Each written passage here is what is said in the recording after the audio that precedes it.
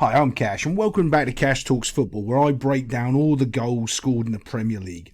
Using my over 20 plus years of coaching experience, I break down all the little things that you might not hear from the idiots in mainstream media and those other people that used to play football but think they now can talk about it, but they really can't.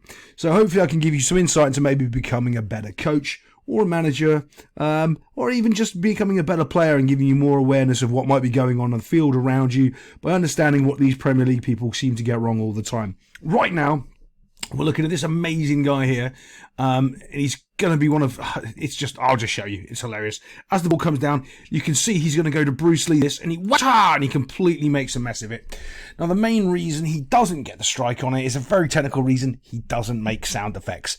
If you're going to go for a spectacular kick, you have to make sound effects, otherwise you don't score the goal. We all know that. He doesn't, and that's why he's fallen over and he's completely whiffed it. This is the wee chappie getting off of the ground here. The ball's bounced over here. I can't really play too many long clips until I'm out of this shadow banning copyright phase for talking about the inside source of a certain Premier League club.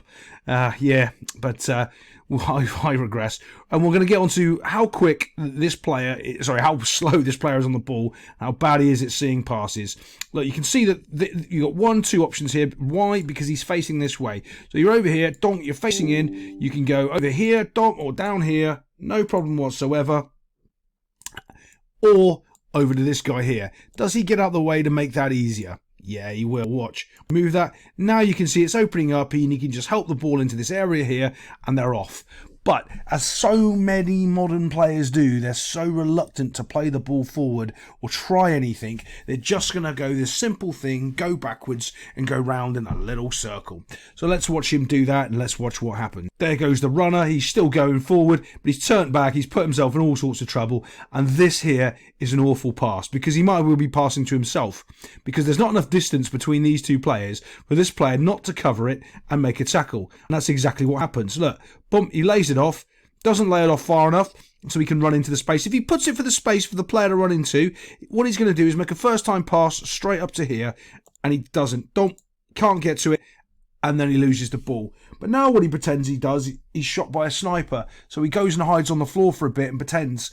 And I've been seeing this pattern over the last couple times I've watched Chelsea. It's creeping into their team play more and more. And it's not just theirs. There's other players and teams that do it, you know.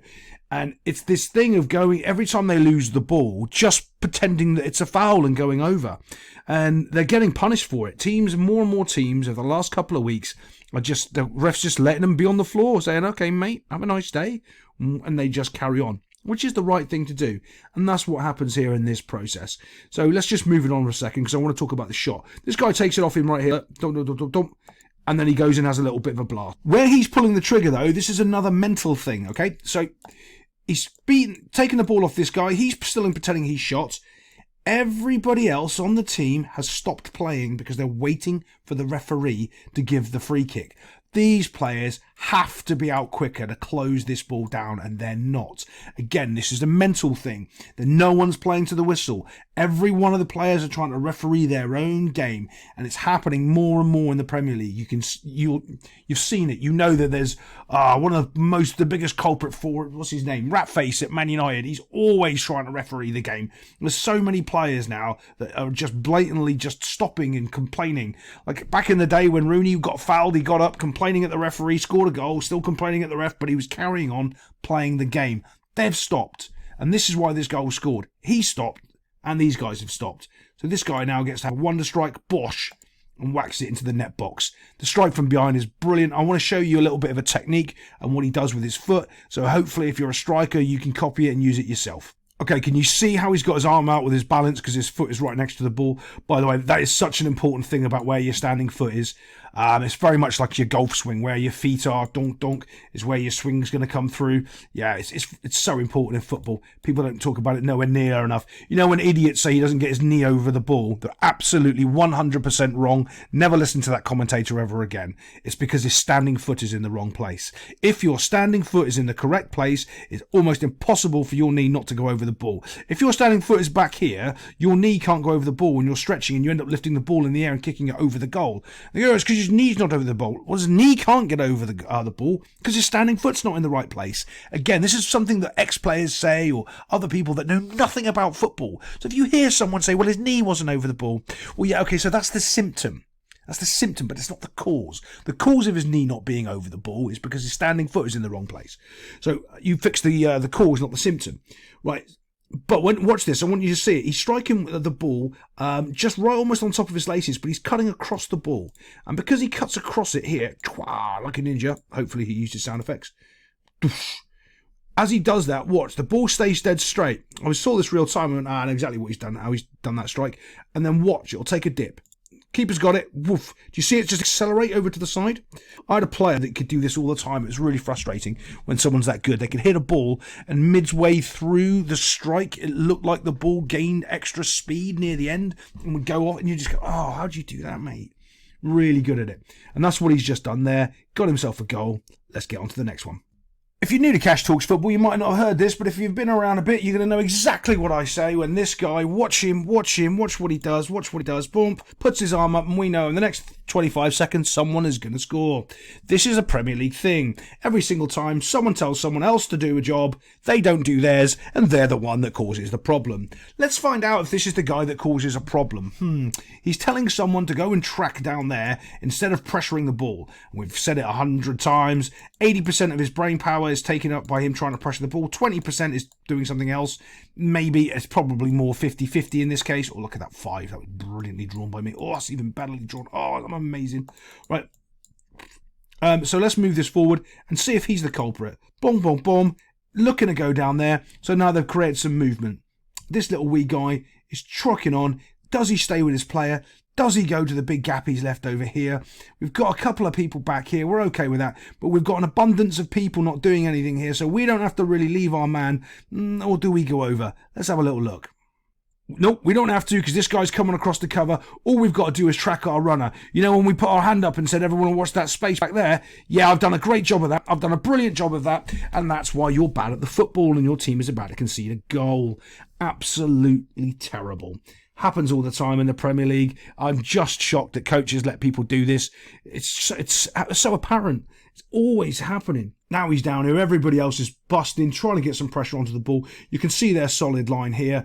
But where does the ball end up? Right here on the back post where you've got a guy just ghosting in completely and utterly unmarked because everyone thought he was going back here.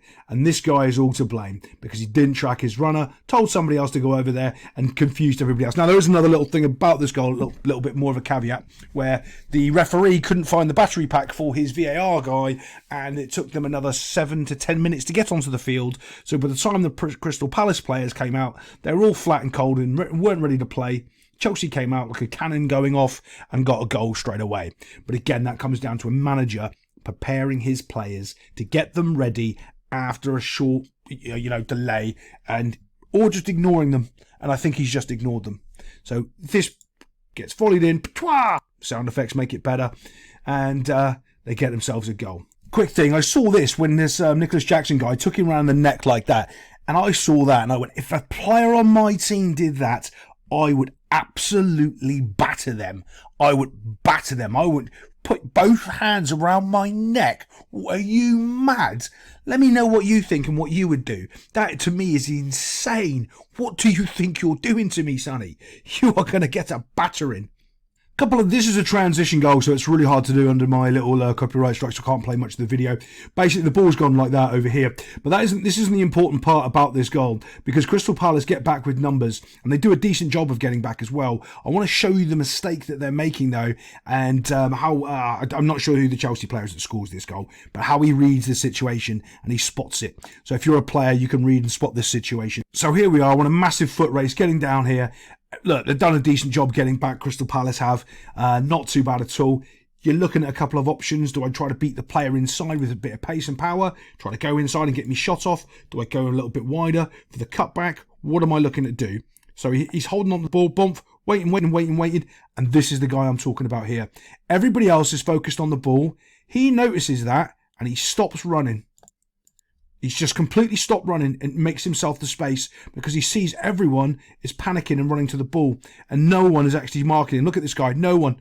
I don't know what this thing is in the Premier League where players, we no longer mark them. I was doing the thing on the Man City game, and apparently you don't need to mark Erling Haaland as a striker because he doesn't score goals. That's the thing, apparently. So, yeah, they completely let him go, and as they have, he's found his pocket of space, gets the ball back, and he gets himself a little finish there. But that's all on him, noticing that they're all focused on the ball, and he just stops, and he lets them run past him. Well done, young man. Well done. Another goal on the transition. Crystal Palace had a corner. Chelsea, this wee man, I think it's Cole Palmer here, got the ball, and he's just running down the field. Just running straight at these two players. It's a 2v2 situation. These two centre-backs should be able to deal with this. This is what your bread and butter is in training in 2v2 situations, to make sure they don't get a shot off. But they make a mistake. And this guy, I think his name's Anderson. I actually quite like him. I want to see if I can find a clip of why I like him, actually, and show you, because it's very few modern day players that do this. I'm going to see if I can find it. But yeah, he's got something about him. But here's the mistake. Do you see how both of them are going to the ball here? As soon as he starts going to the ball, he needs to back away. This player's offside. He can't be used. Just start backing away. And what I mean by backing away is not playing this guy onside. Burp. Either going, you need to get away. Whoa, oh, look at that. Brilliantly zoomed in. You need to be getting away this way, because if you get too close to him, he can take you both out with a pass. Look there, bang. As soon as you both get too close to him, you haven't really spotted it. You haven't noticed the other danger. And now you're done. You've got to drop off and get away. You have to just get away from that. And you've both been taken out by a simple little pass. Yeah, terrible. Bumph. Not too bad here. I think that this is Endo Fernandez. He's overrun it, but this guy here who's diving on the ground, he was awful in the game. He was all over the shop, diving onto the ground, making silly challenges. There was one time when Crystal Palace had the ball perfectly in the box, and all he had to do was stand there and just watch the guy, because the other guy's going to kick it out of bounds because it's a high bouncing ball, do something or give it to him. So he fouls the defender in the box when he's attacking. Like, what are you doing? He's a muppet. It's not a bad finish though. He finds his little spot and gets himself a goal. Let me see if I can find that clip, because it's really interesting to show you that little that Anderson goal. I know when it was. I found it in the game, but I can't find it in any of the highlights. So it's right after this goal goes in. Basically, him and the keeper. I think is that Dean Henderson? I can't remember Crystal Palace anymore. They start yelling at everybody and trying to hold everybody accountable and trying to cheer them up. So it's not just yelling at them. Then they start trying to come on and motivate everyone to go forward again, which is really, really important. Most Premier League defenders don't really do that. They just kind of put their head down and get on with it and go back. They go, oh, we're getting beaten, bar humbug, and go on. No, he's trying to motivate everyone, which is really, really encouraging. That means that's a leader. There's very few leaders nowadays. Most people are cowards and they're not strong people and don't try to lead by example and push on. He does. I like that. Well done, young man. I'll see you next time on Cash Talks Football.